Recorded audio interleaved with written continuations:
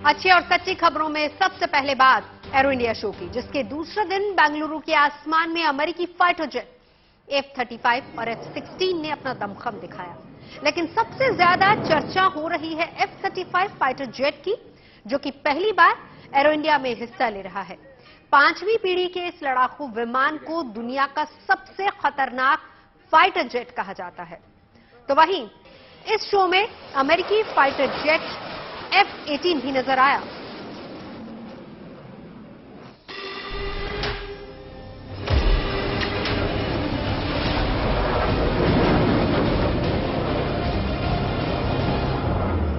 Supersonic speed से आसमान में कलाबाजियां खाता ये है अमेरिकी fighter jet F-35A lightning 2।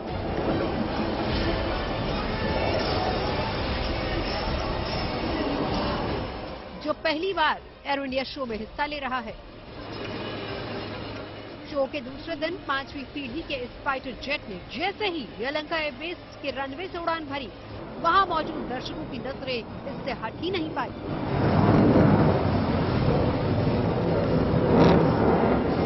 Bengaluru के आसमान में इसके इन हैरतअंगेज हवाई करतबों को देखकर लोगों ने दांतों तले उंगलियां दबा ली।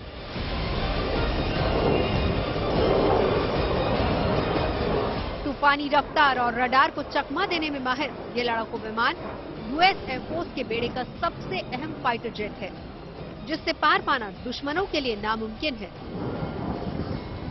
इसीलिए इसे दुनिया का सबसे खतरनाक फाइटर जेट कहा जाता है। अपनी इन्हीं खूबियों का इस फाइटर जेट ने इस एयर शो में शानदार प्रदर्शन किया।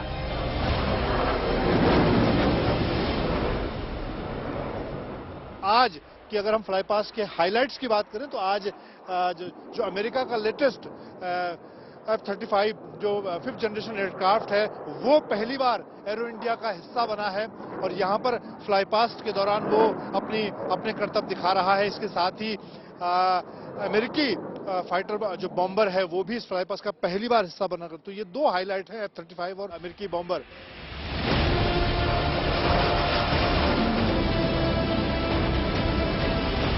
इतना ही नहीं, अमेरिकी एयरफोर्स की फाइटर जेट F-16 ने भी एरो इंडिया 2023 में अपने दमखम के प्रदर्शन से इस शो में चार चांद लगा दिए।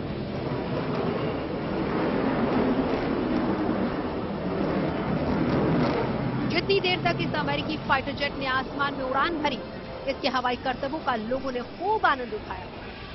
एडवांस रडार सिस्टम और एडवांस हथियारों से लैस ये विमान कई जंगों में अमेरिका के लिए अहम भूमिका निभा चुका है और यही वजह है कि अमेरिका के अलावा भी कई देश इस विमान का इस्तेमाल करते हैं। और अब एशिया के सबसे बड़े एयर शो में पहली बार इन अमेरिकी विमानों की मौजूदगी अपने आप में बेहद अहम मानी जा रही है। F-16 जो एयरक्राफ्ट है, जो सिंगल इंजन एयरक्राफ्ट अमरीकी एयरफोर्स द्वारा उसको बनाया गया है, लॉकहीड मार्टिन द्वारा उसको बनाया गया और अमरीकी एयरफोर्स द्वारा उसको इस्तेमाल किया जाता है।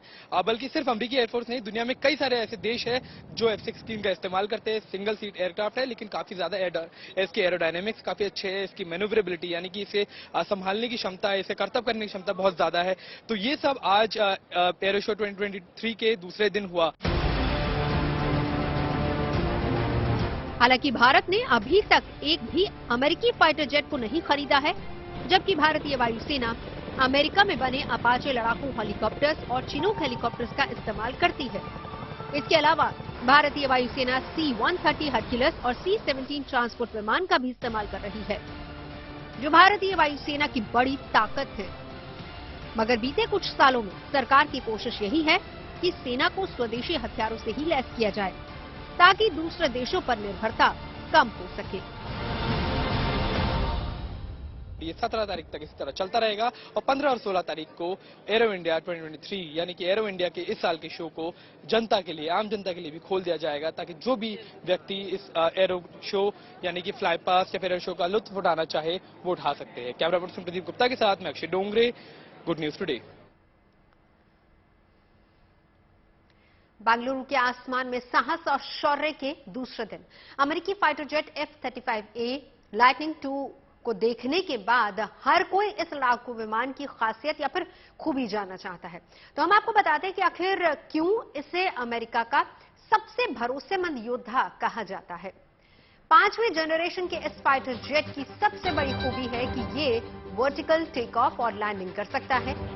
F-35 का इंजन 43,000 पाउंड यानी कि करीब 19,000 किलो का थ्रस्ट यानी कि प्रतिक्रिया बल पैदा करता है। और इसकी दूसरी सबसे बड़ी खासियत यह है कि इसे उड़ान के लिए एक ही पायलट की जरूरत पड़ती है। F-35A की रफ्तार गजब की है। अमेरिका का ये लड़ाकू विमान 1975 किलोमीटर प्रति घंटे की रफ्तार से उड़ान भर सकता है। इसे बेहद खतरनाक फाइटर जेट की कॉम्बैट रेंज 1239 किलोमीटर है। लड़ाकू विमान F-35 50,000 फीट तक उड़ान भर सकता है और इसमें 4 बैरल वाली 25 mm की बैटरी कैनन लगी है, जो कि 1 मिनट में 180 गोलियां दाग सकती है। दुश्मनों को तबाह करने के लिए F-35 में 4 तरीके से बॉम्ब लगाए जा सकते हैं।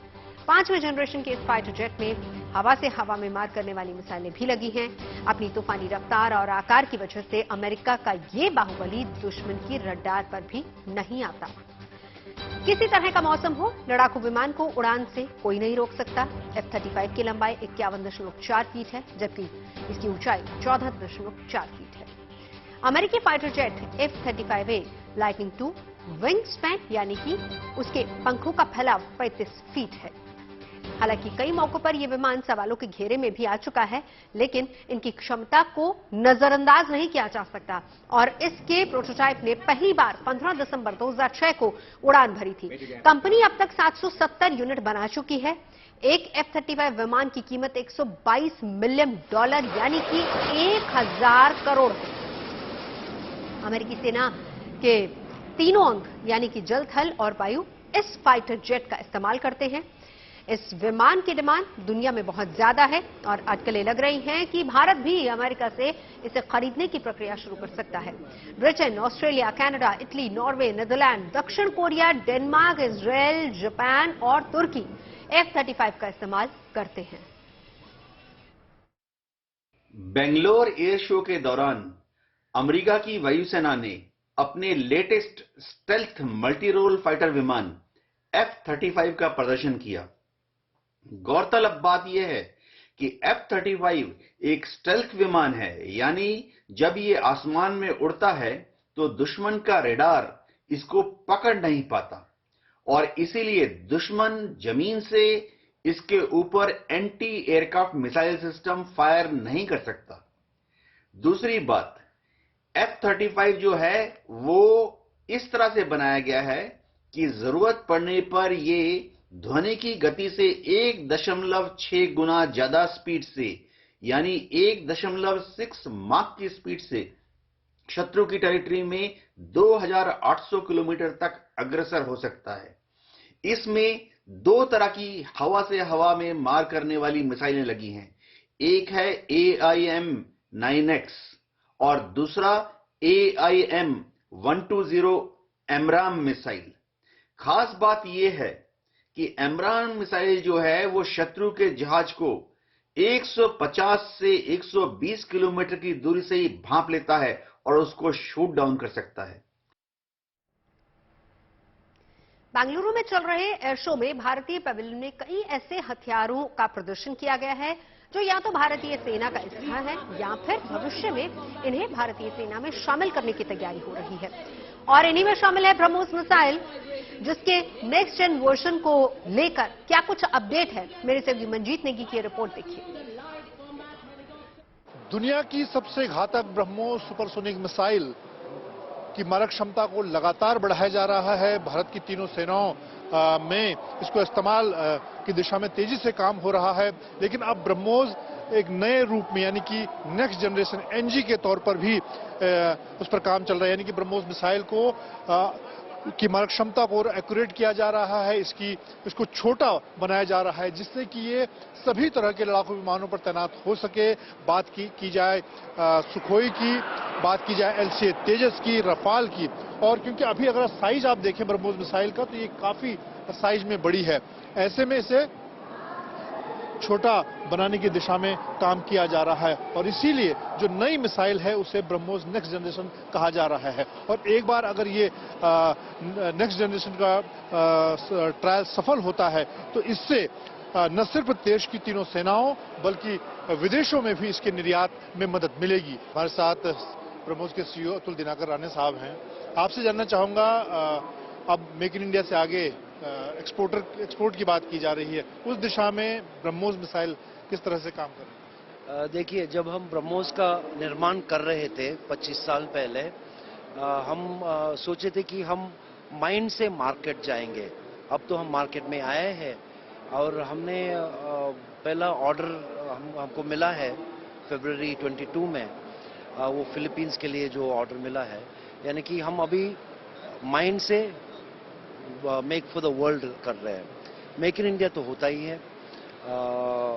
जब मेक इन इंडिया जो अनाउंसमेंट जब आया था, BrahMos already make in India कर रहे थे। हमारे 200 इंडस्ट्रीज है सप्लाई चेन में, बड़े बड़े पीएसयू एज वेल एज बड़े प्राइवेट इंडस्ट्रीज। बट जब हम ऑलरेडी हमारे सर्विसेज को दे रहे थे, दुनिया के बहुत सारे देश देख रहे थे कि हमको भी चाहिए ब्रह्मोस, सबको चाहिए ब्रह्मोस, क्योंकि ब्रह्मोस एक ऐसा अस्त्र है जो किसी के पास ही वांट्स इट, ये उनको चाहिए। I mean they want it. अभी एरो इंडिया के दौरान किस तरह का रिस्पांस आप देख रहे हैं और कौन से ऐसे देश हो सकते हैं जिनको ब्रह्मोस आप देना चाहेंगे? काफी लोग आए हैं, एटलीस्ट आई मीन जो डेलीगेट्स आए हैं, डिफेंस अटैचेज एंड फॉरेन के कई chief of defence staffs, air chiefs, south east Asia के तकरीबन हर आर्मी या एयरफोर्स या नेवी के आए हैं इधर। सब लोगों के साथ हमारी बात हो रही है। दरअसल सरकार का लक्ष्य आने वाले कुछ सालों में डिफेंस एक्सपोर्ट के आंकड़े को $5 बिलियन तक ले जाने का है। ऐसे में सरकार के इस लक्ष्य को पूरा करने के लिए भारतीय कंपनियों की तैयारी क्या है, देखिए रिपोर्ट। मेक इन इंडिया के बाद मेक फॉर द वर्ल्ड की बात की जा रही है, किस तरह से आप देखते हैं? पहले इंडिया बहुत बड़ा डिफेंस का मार्केट हुआ करता था और अब जैसे कि तैयारी मोदी जी ने की हुई है, ऐसा लग रहा है कि हम एक डिफेंस का बहुत बड़ा हब बन रहे हैं, एक्सपोर्ट का हब बन रहे हैं। मोदी जी ने $5 बिलियन का एक्सपोर्ट टारगेट दिया है, पर जिस तरह की तैयारी है, जिस तरह की हम लोगों को यहाँ हलचल देखने मिल रही है, मुझे लगता है कि $5 बिलियन को हम एक्सीड करेंगे। And we are all here to promote. हम एक्सपोर्ट प्रमोट करने के लिए सारे जितने इंडियन एंटरप्रेन्योर्स हैं वो इस दिशा में काम कर रहे हैं। आप बताइए, लोकल इंडस्ट्री को, जो नए एंटरप्रेन्योर है, आप भी नए एंटरप्रेन्योर हैं, किस तरह का मौका आप लोगों को मिल रहा है डिफेंस सेक्टर में? जैसे अगर मैं मेरी बात करूं तो 3 साल पहले मैं इस इंडस्ट्री से बिल्कुल अनजान था, अनभिज्ञ था इस डिफेंस इंडस्ट्री से। ये मोदी जी के ही अथक प्रयास है कि आज हम लोग इसमें बहुत ही एक्टिवली जुड़े हुए हैं इस इंडस्ट्री से। और मोदी जी का जो विजन है कि भारत को डिफेंस में आत्मनिर्भर बनाने का, तो ये बिल्कुल उनका सही अथक प्रयास है। तो आप देखें, जो लोकल इंडस्ट्री है, यानी कि जो स्वदेशी हथियार बना रहे हैं, इंडस्ट्री से जुड़े लोग हैं, उनका कहना है कि पिछले सालों में काफी मौका मिला है और इस वक्त एरो इंडिया के दौरान भी लोकल इंडस्ट्री के लिए बहुत सारी संभावनाएं हैं हर सेक्टर में। चाहे ड्रोन बनाने की बात की जाए, चाहे दूसरी तकनीक की बात, एंटी ड्रोन सिस्टम की बात की जाए। इस वक्त जब यहां पर हेलीकॉप्टर से लेकर लड़ाकू विमान तैयार किए जा रहे हैं, उन सभी सेक्टर में लोकल इंडस्ट्री को भी काफी मौका मिल रहा है। और अब आपको लिए चलते हैं तुर्की और सीरिया, जहां पिछले सोमवार को आए विनाशकारी भूकंप के बाद अब भी राहत और बचाव का अभियान युद्ध स्तर पर चलाया जा रहा है, जिसमें ऑपरेशन दोस्त के तहत भारत से भेजी गई राहत टीमें अहम भूमिका निभा रही हैं। अब तक ये टीमें कई लोगों को नई जिंदगी दे चुकी हैं। हालांकि मरने वालों का आंकड़ा भी 34,000 के पार जा चुका है। हजारों लोग घायल हैं। इस त्रासदी के बाद भी तुर्की में लगातार भूकंप के हल्के झटके महसूस किए जा रहे हैं, जिसे देखते हुए भारतीय सेना की मेडिकल टीम ने फील्ड हॉस्पिटल में भर्ती मरीजों को दूसरी जगह शिफ्ट करने की तैयारी शुरू कर दी है।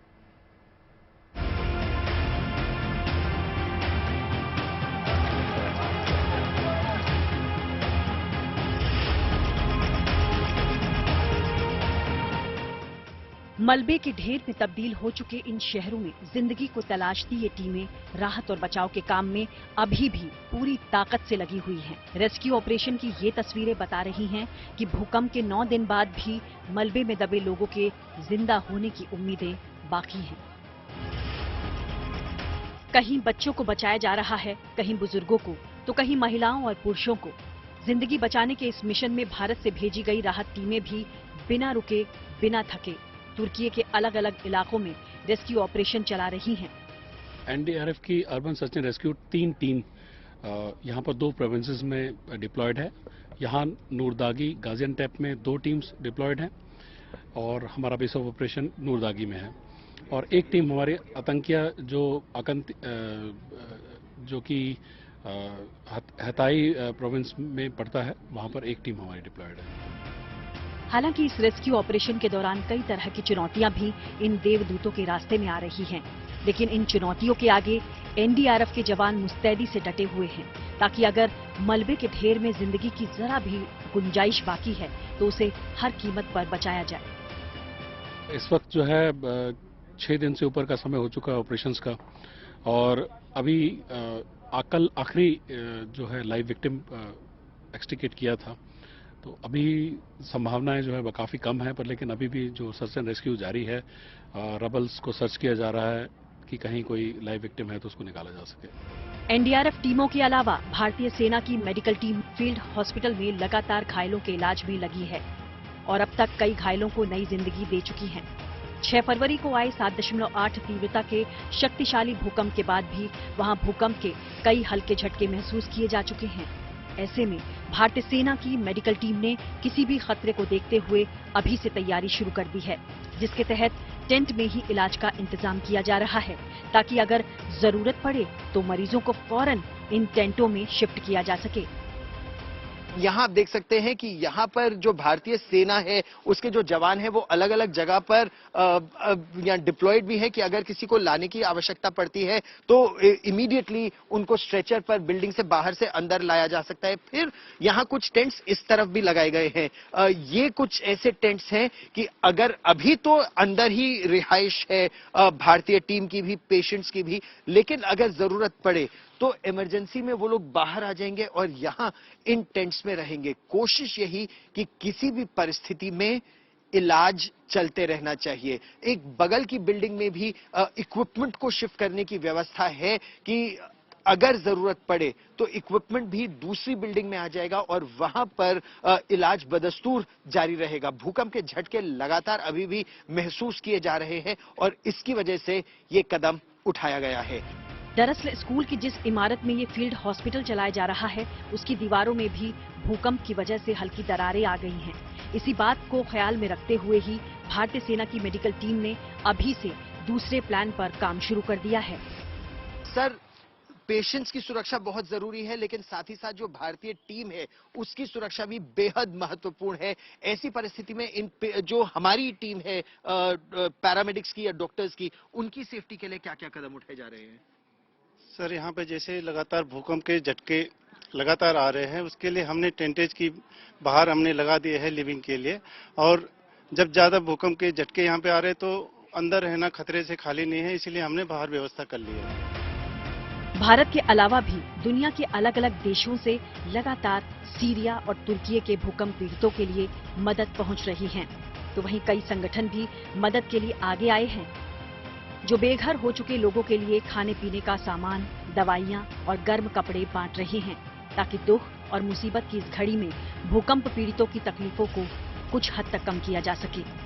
तुर्की से गौरव सावंत के साथ bureau report, good news today.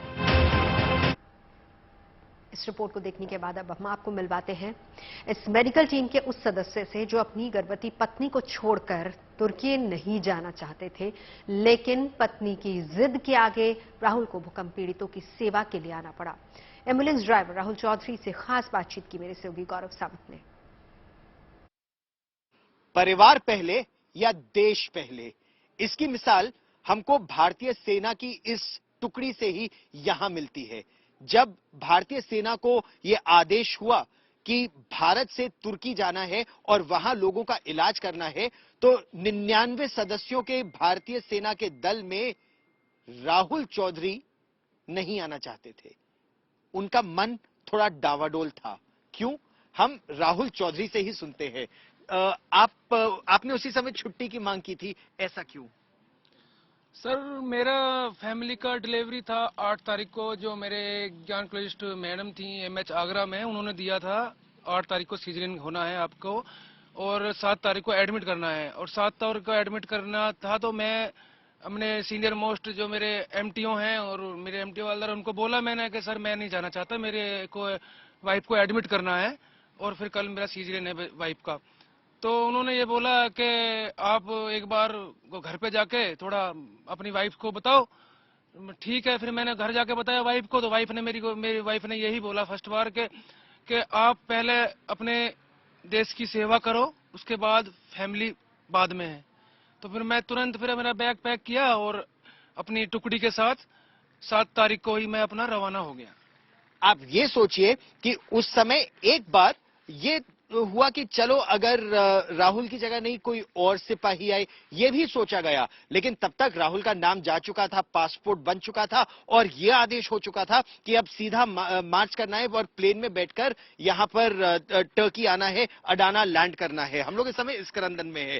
तो जैसे ही आप प्लेन में बैठे, उसी समय डिलीवरी के लिए ले जाने की बात भी चल रही थी। कितने घंटे की फ्लाइट थी और उस समय आप पर क्या बीती? इन फ्लाइंग के बाद लगभग 9 घंटे हमको फ्लाइंग करना पड़ा और हम टर्की में लगभग रात को 4 बजे के समथिंग हमने लैंड किया। प्लेन हमारा लैंड हुआ टर्की में 4 बजे के समथिंग। उसके बाद फिर मैं थोड़ा सा नर्वस तो था ही। उसके बाद यहाँ फिर हमें वहाँ से व्हीकल अवेलेबल हुआ और हम यहाँ आए सीधा सुबह। तो एमएच के एक डॉक्टर साहब ऑर्थोपेडिक आए हुए हैं हमारे साथ जी। तो उन्होंने मेरे को फर्स्ट बार मैसेज दिया पूरा बच्चे के साथ कि आपको बेटा हुआ है चौधरी और इतना 3.6 kg उसका वेट है। वाह। और सब कुछ वैसे ठीक है। तो जच्चा बच्चा दोनों सुरक्षित? जच्चा बच्चा ऑल इज वेल सर, सब दोनों सब ठीक है सर। अच्छा, तो मतलब यहाँ आते ही आपको वो खुशखबरी मिली, तो कुछ सेलिब्रेट कर पाए? मिठाई विठाई खाई सबने? सेलिब्रेट किया सर। मेरे साथ वाले मेरे सीनियर मोस्ट ने सभी ने ही बोला था अगर बेटा होगा तो बेटे का नाम तुर्की चौधरी रखा जाएगा। यहाँ कितने लोगों का आपने इलाज किया? क्या क्या आपकी भूमिका रही है? सर एज ए ड्राइवर, मैं ड्राइवर हूँ और एम्बुलेंस चलाता हूँ इधर। और जितने भी मतलब पेशेंट हमने यहाँ से रेफर किए हैं हॉस्पिटल में, तुर्की के हॉस्पिटल में, और यहाँ से ले जाना उनका फिर आगे जाके एक्सरा या एमआरआई या कुछ अदर भी होता है इनके हॉस्पिटल में, तो यहाँ से लेके जाना, फिर वापस लेके आना, फिर यहाँ से ट्रीटमेंट कराना। अगर आरटीओ होता तो आरटीओ कराना, नहीं तो एडमिट के लिए फिर लेके जाते हैं। आगे बढ़ते हैं। बात एयरपोर्ट पर पहली बार एफआरएस तकनीक की। दिल्ली एयरपोर्ट पर अब नई तकनीक के जरिए अपराधियों पर नकेल कसने की कोशिश की जा रही है। कोई भी अपराधी या फिर आतंकी दिल्ली पुलिस के इस जाल से उड़ान भरने में नाकाम होगा। क्या है ये तकनीक और कैसे कब से एयरपोर्ट पर बदल जाएंगे कैमरे, ये सारी रिपोर्ट देखिए जरा।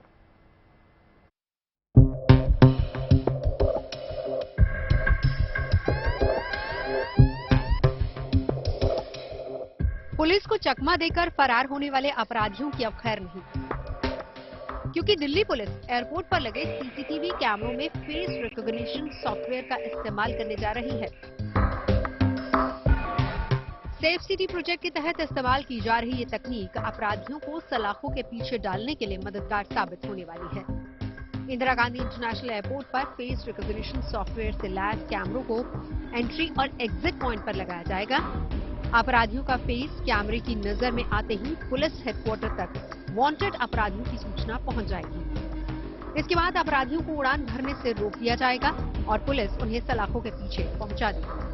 आने वाले मई महीने तक इस तकनीक का इस्तेमाल करने की संभावना जताई जा रही है।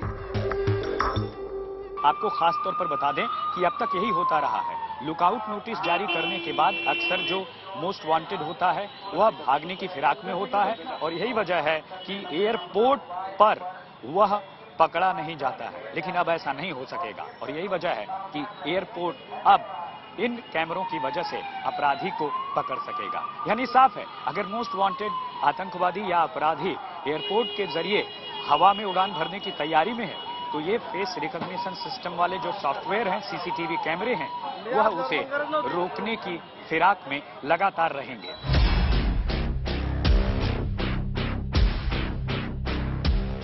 देश के किसी भी एयरपोर्ट पर फिलहाल इस तरह की कोई टेक्नोलॉजी मौजूद नहीं है, जिसका फायदा उठाकर वांटेड अपराधी हवाई मार्ग का इस्तेमाल करके एक शहर से दूसरे शहर, एक राज्य से दूसरे राज्य कहीं भी आ जा सकते हैं। फिलहाल एयरपोर्ट पर वही वांटेड अपराधी पकड़े जाते हैं जो विदेश भागने की फिराक में हो, और वो भी तब जब उनके खिलाफ लुकआउट सर्कुलर नोटिस जारी किया गया हो। लेकिन दिल्ली एयरपोर्ट पर लगने वाले आधुनिक तकनीक से लैस सीसीटीवी कैमरे से कहीं भी अपराधियों के लिए हवाई यात्रा करना आसान नहीं होगा।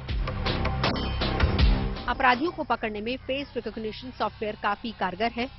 पिछले 15 सालों से दिल्ली पुलिस इसे लाल किले पर होने वाले कार्यक्रमों में इस्तेमाल करती आई है। पिछले साल 15 अगस्त को दिल्ली पुलिस ने इस तकनीक की मदद से 3 वांटेड अपराधियों को भी पकड़ा था। सीसीटीवी कैमरे में फेस रिकॉग्निशन सिस्टम सॉफ्टवेयर का इस्तेमाल एयरपोर्ट के लिए अनोखा और नया भले हो सकता है, लेकिन राजधानी दिल्ली और खासकर दिल्ली पुलिस के लिए ये नया नहीं है।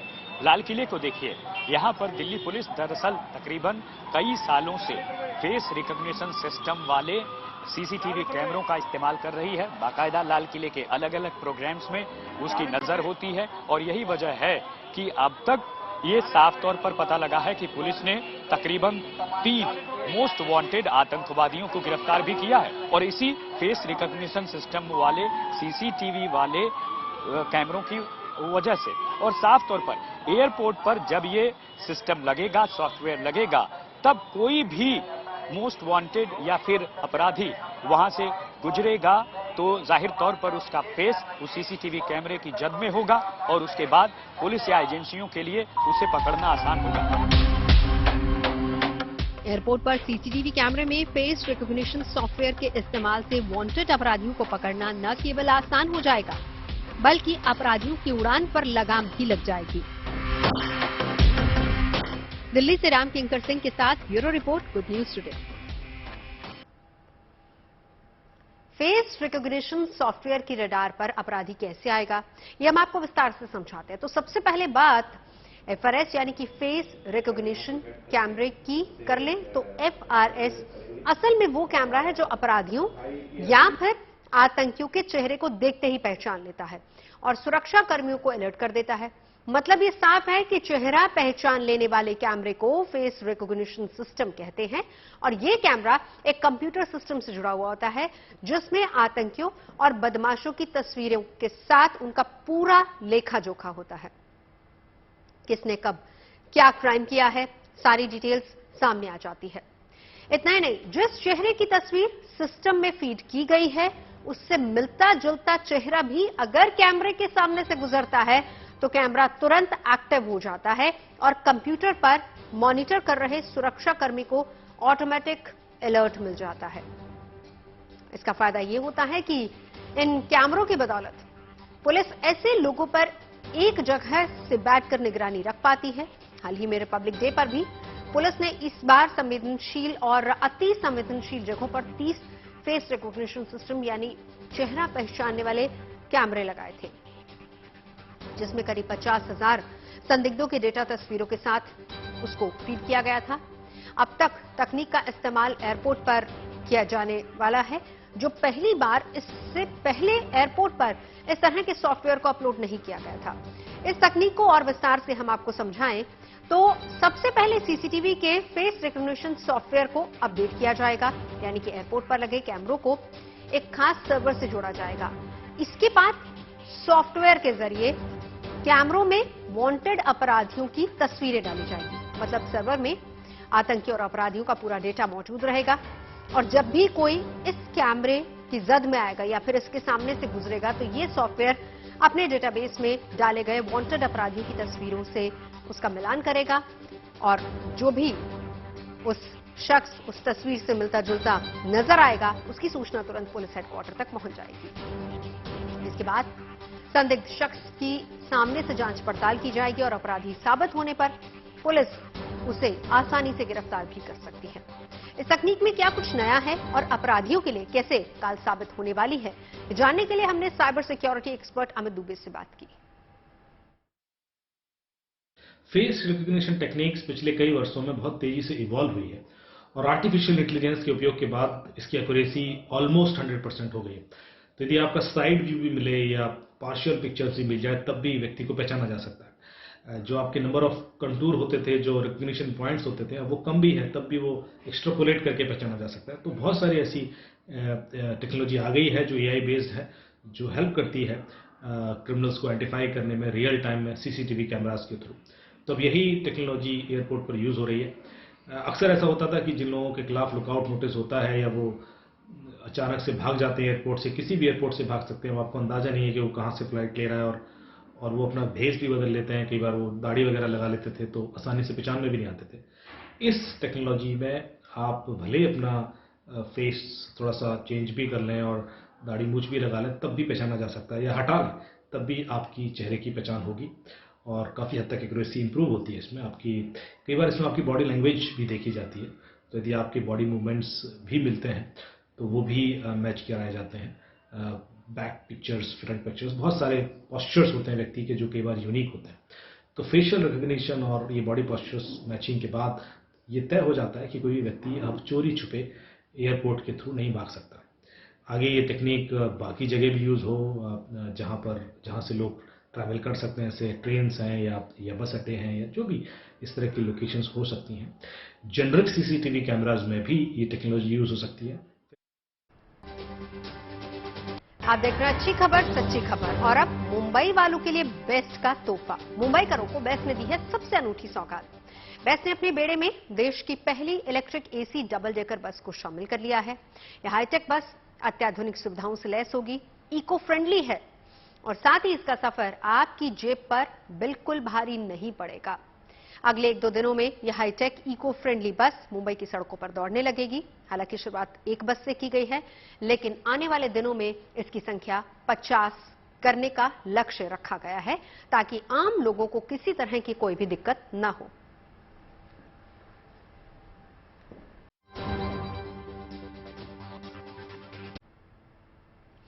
खबरें सच्ची होनी चाहिए, अच्छी खुद ब खुद लगती हैं। Navjot Randhawa signing off. आप सुनते रहिए गुड न्यूज और देखते रहिए गुड न्यूज टुडे।